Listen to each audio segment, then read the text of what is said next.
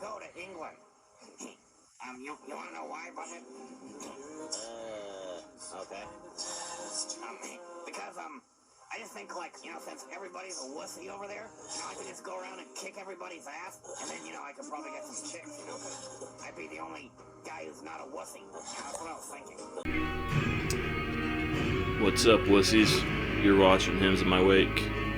I'm Jacob, and today we're gonna make a little video, kind of, in honor of, Liam, the Death Doom Metalhead. First of all, cheers, Liam, and congrats on the 500 subs. So, you've got a little contest going. Liam does over on his channel to celebrate this historic milestone. He's got 6 questions. Well, it's like more like 12, but we'll call it 6 for us to answer. So let's get going with it. I got my phone to look at the questions, so see me looking down like a dumbass. That's what's going on. So the first question is about death. He wants to see, I'm sure you guys all know the questions. You've watched plenty of videos so far of this. Probably like the last one to do it. But he wants to see an album with the Grim Reaper on it. So I went with, and this is what's playing in the background. I got the CD in the player. Had that first, and then I saw the record at the local store for like $10, so I couldn't pass it up. Anyways, this is Ancient Wisdom, Deathlike. You got your Reaper there holding some sort of crystal or orb, some sort of light. Maybe I'm guessing that's supposed to symbolize maybe a soul on there. But yeah.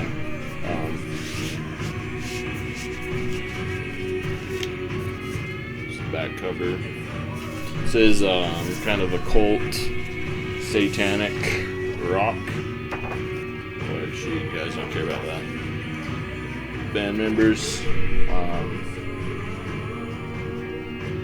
I believe this is their second full length out of, I think, 4, maybe 5. I've got, I think 4. I think I've got 3 of them. 3 releases by Ancient Wisdom. Really, really good stuff.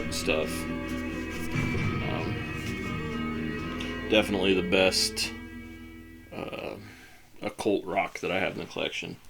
Because I have a collection just overflowing with the occult rock. Yeah, so to go with that,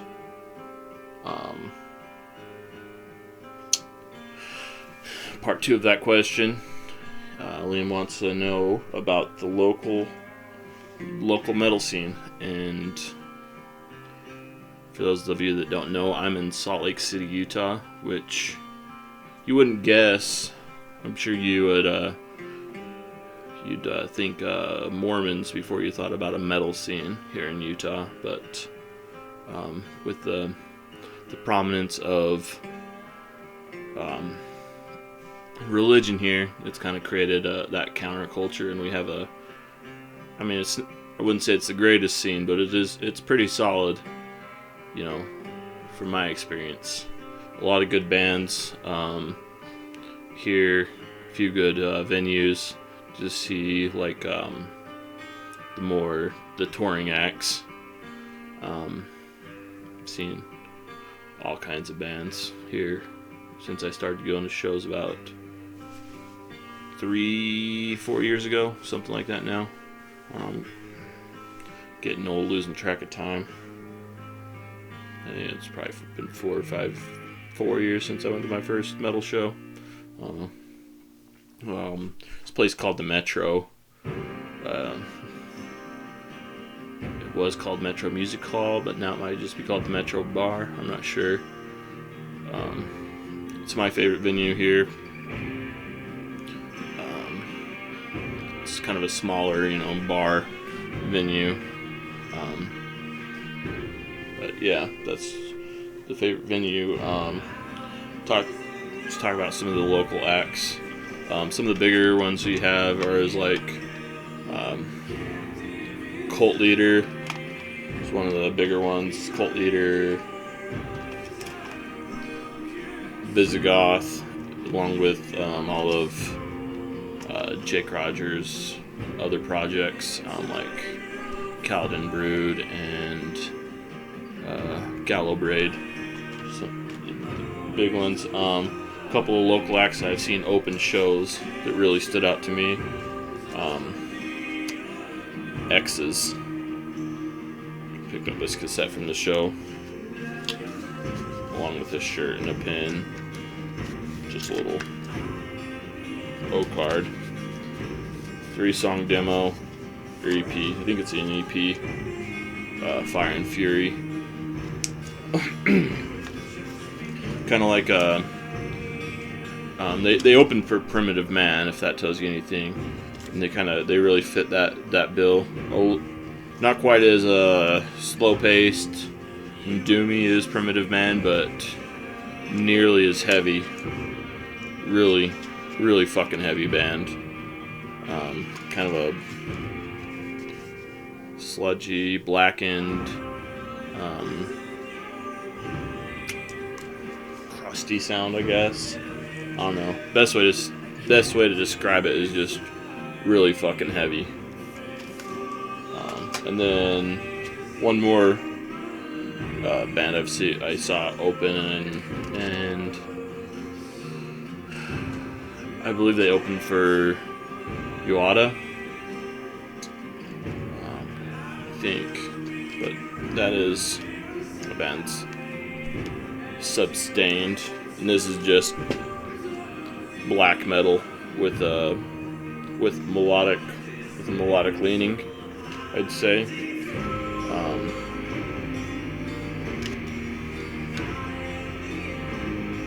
Yeah, really, really good stuff. This is called, there's a lyric book, Bomb at the Cross. So you can kind of get the idea what it's all about there. Really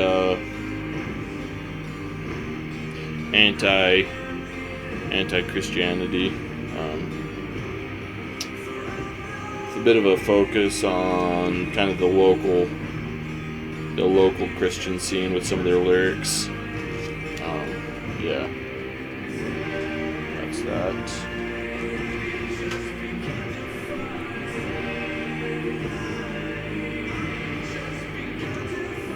Second question.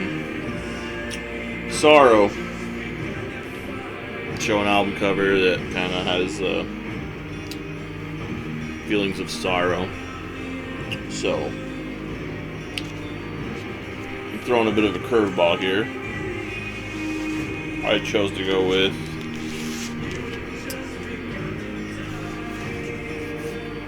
Swallow the Sun, New Moon.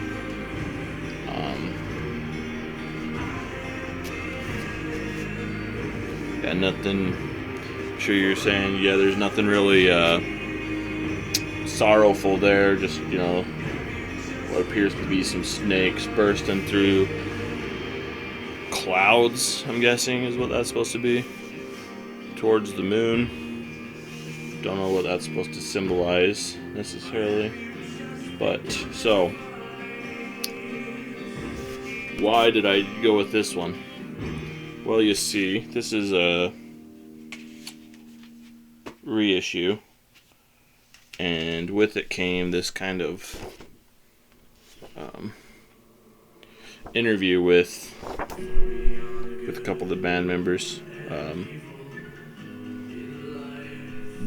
Juho and Miko, And so they kind of go into some of the history on the album here, and there's a couple songs on here. Sleepless Swans and Weight of the Dead. So Sleepless Swans was an inspiration for the album art for Halatar. They go on to talk about here, and the original idea for the Halatar cover, I should have pulled it out, but it's basically like it's got two swans, one falling and one coming the other way or something like that. Look it up if you're curious. But the original idea, and the artist basically told him that it was too sad for him to create for them, was it was supposed to be two swans frozen on a pond, one of them already dead, and the second one, how did they put it? Trying to move with its last bit of strength. So, pretty fucking sorrowful album cover there, pretty heartbreaking. And then the second song, Weight of the Dead, that I mentioned, was supposed to be the influence for what they originally wanted for the cover for New Moon. And so what they originally wanted was to have two arms holding a dead baby, which obviously got the kibosh because we ended up with this, which I'm not going to complain about. This is a really cool album cover. And two arms holding a baby sounds pretty fucking sad. Or two arms holding a dead baby. I don't know if I said dead, but yeah. Two arms holding a dead baby is what they originally wanted for New Moon's album cover. Okay. Second part of that question is to talk about TV show that brings you to tears, and I saw Daniel over on Vinyl Hazard stole my original answer for this, and that was Afterlife, which is like a British TV show starring Ricky Gervais, and it's about a guy going about his life right after he loses his wife of many years. She passes away of cancer, and it's basically about all the emotions that come about after that. It's really, really dark stuff. Me and the girlfriend watched it together, and we couldn't make it through more than an episode a night before we just had to turn it off and watch something a little lighter before we went to bed. We'd watch an episode of that, and then we'd put on a comedy. And it was a comedy. Afterlife is a comedy, but it's more of a, I guess you'd call it a dramedy. It's got that really heavy subject matter, kind of coated with a layer of comedy. But yeah, that was my original answer. Daniel covered that one, so I wanted to throw out a couple more. Sons of Anarchy, biker TV show that was on a while back. There's one scene on there that sure anybody that's watched it knows what scene I'm talking about, but it will just absolutely crush you. Yeah, that one, and then a show that me and the girlfriend have been watching lately. Orange is the New Black.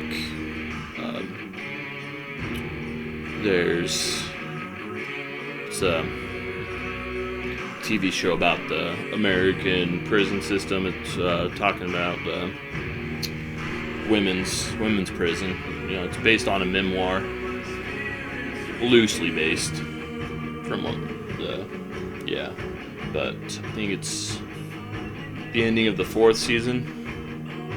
It's pretty fucking heartbreaking, to say the least.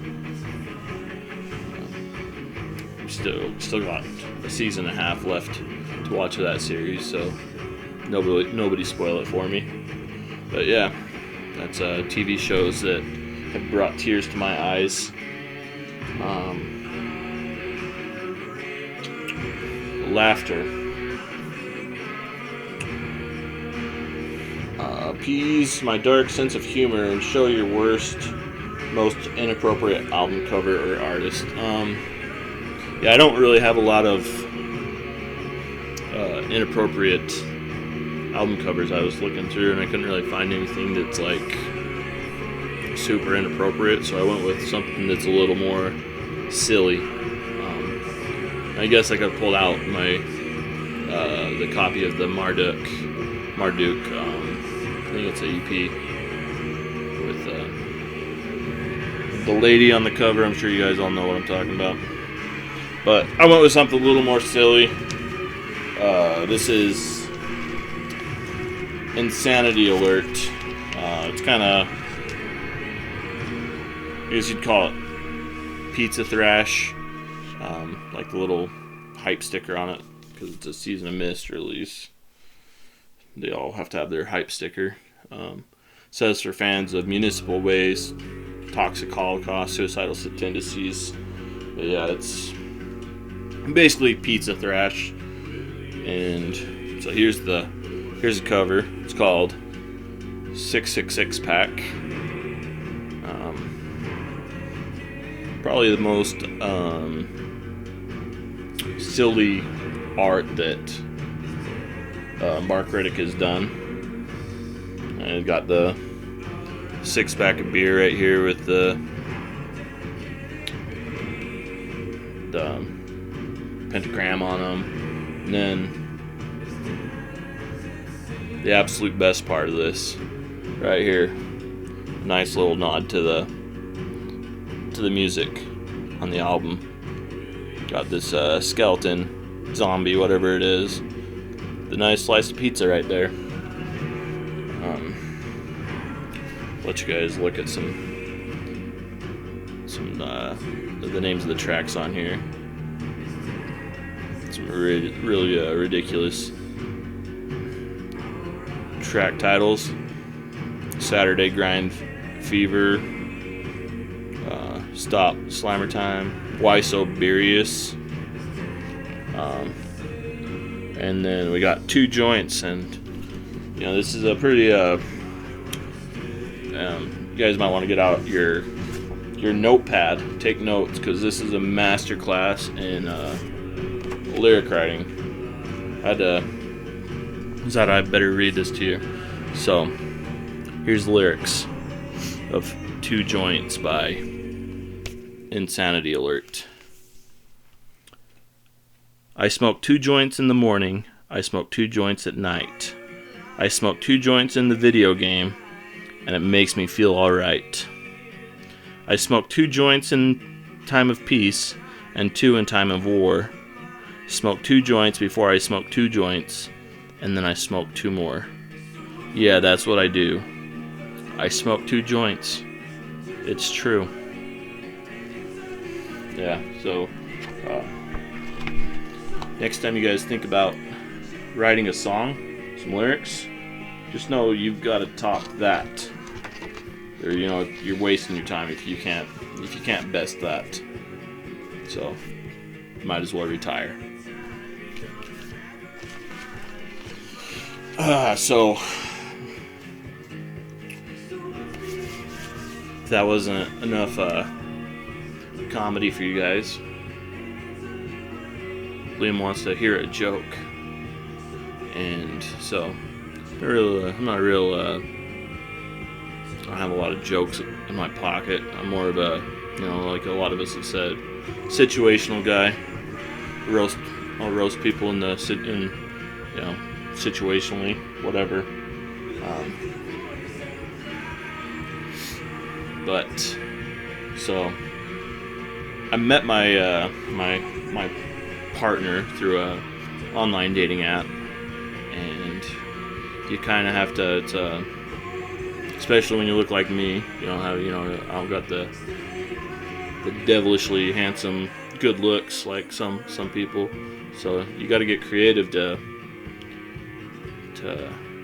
catch the attention of some of these ladies when you're just, sending them a message randomly. If you just send like a bullshit hey or whatever, you don't get a response. Because, yeah. So, not a super creative guy myself, so I had to do a little plagiarism here. And this is the joke that I managed to catch my my partner's attention in order to get a message back. So, I message her. Here's the joke, and it's how do you catch a unique kitty? Unique up on them. So now, how do you catch a tame kitty? The tame way. Yeah, for those of you unfamiliar with where I got that one, I stole that one from Bubbles from the Trailer Park Boys. Probably the most mild bit of comedy on the entire series.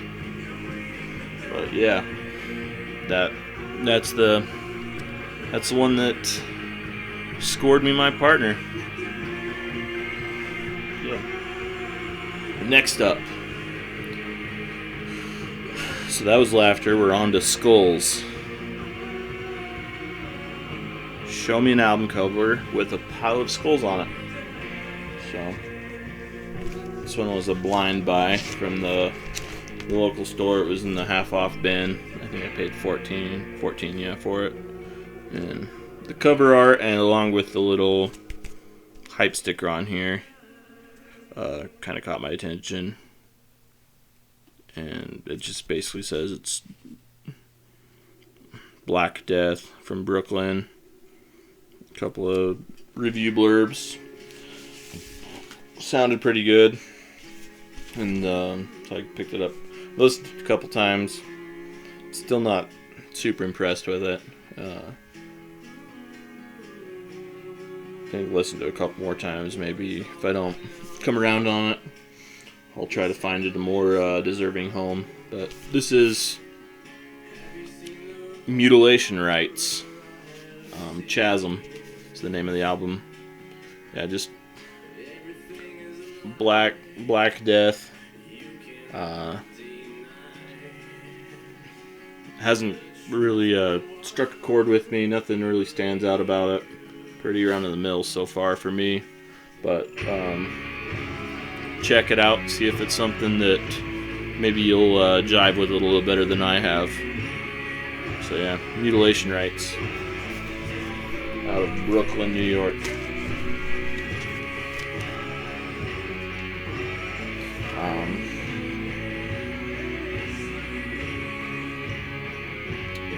To go with that, we have my favorite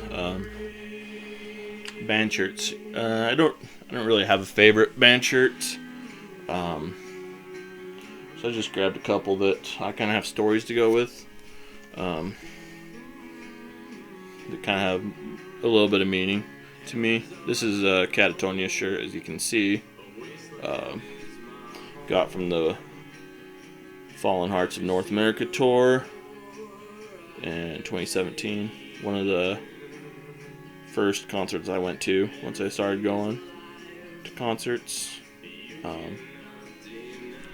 Yeah, still to this date one of my favorite concerts. It was shortly after I had I was in the process of getting a divorce, and just some of the emotional places that the music hit me, just was a whole experience and all that. And then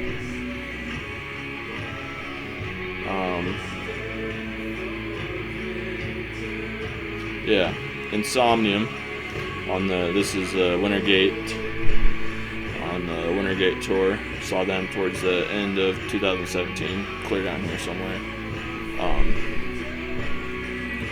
Pretty good show. Actually,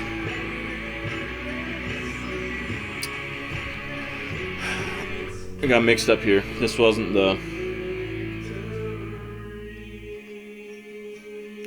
I can't remember if this was the show or if I saw them in 2018, and that's where I had an accident in the mosh pit. I ended up cracking skulls on the last song of the night with another fellow mosher. Ended up busting my eye open. One of them, I don't know. I think it was this one right here. I had blood all over my face. Ended up hitting skulls together. My first battle wound at a concert. Yeah. Then got Sci-Fi. So this one's not a metal album. Well, debatably progressive metal, but I'd say more progressive rock. And that's Coheed and Cambria, No World for Tomorrow. And this is, you said Sci-Fi. Wanted to see a Sci-Fi album cover if I didn't mention that. And not only is this a Sci-Fi album cover, it's a Sci-Fi concept record based on a whole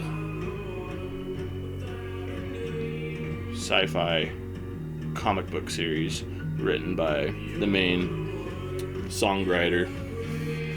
Yeah, so it's pretty in-depth, and this is the kind of the grand finale of the story. It's got some really cool inner sleeves too.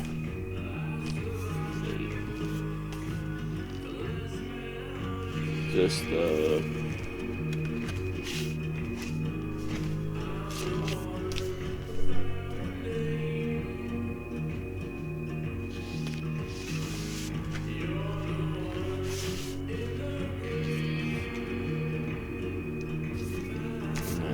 show off the etching real quick. Really cool. Etched D-side. Then to go with this, William wants to know what is my favorite sci-fi movie or TV show, or why do I think sci-fi is rubbish. I'm not a huge sci-fi guy, but as many people have said, Star Wars is a classic. Although me and the girlfriend just started rewatching. We actually haven't seen episode 9, so we were going to go back through the series, watch the whole thing. So we can watch that one. We just recently, we only made it through episode 1 so far, and talk about a movie that needs a remake. Overall, like, the plot and the story are pretty good. Nothing wrong there, but just the delivery, the script, everything. It's like it was written for preteens. It's like it was written for kids. Just awful. Another one that I was going to mention, Spaceballs, the Mel Brooks movie. Kind of a spoof on Star Wars. That I thought that movie was fucking hilarious growing up.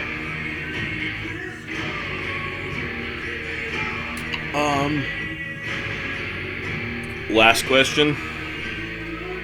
Name a band that kind of epitomizes heavy metal to you. I had a hard time, picking something that wasn't, like the low hanging fruit, like Maiden, Motorhead, Dio, the major ones. But I recently picked this one up, and this is basically everything there is about heavy metal right here. Razor, Armed and Dangerous. It's got all the elements: the speed, the attitude, the just heaviness of heavy metal. So far, it's the only Razor I own. I'm still trying to dig into their catalog, but yeah, this one was really good. Really good. I think it's their debut EP.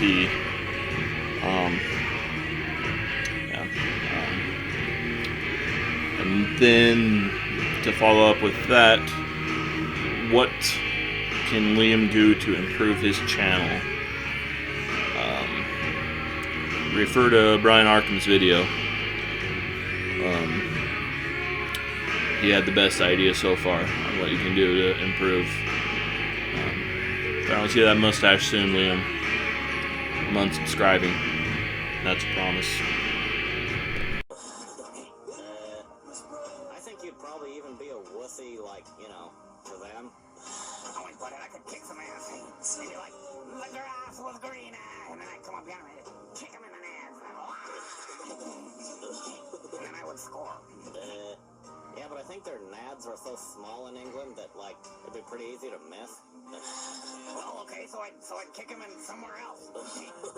Just shut up. You always mess up my dreams. Settle down,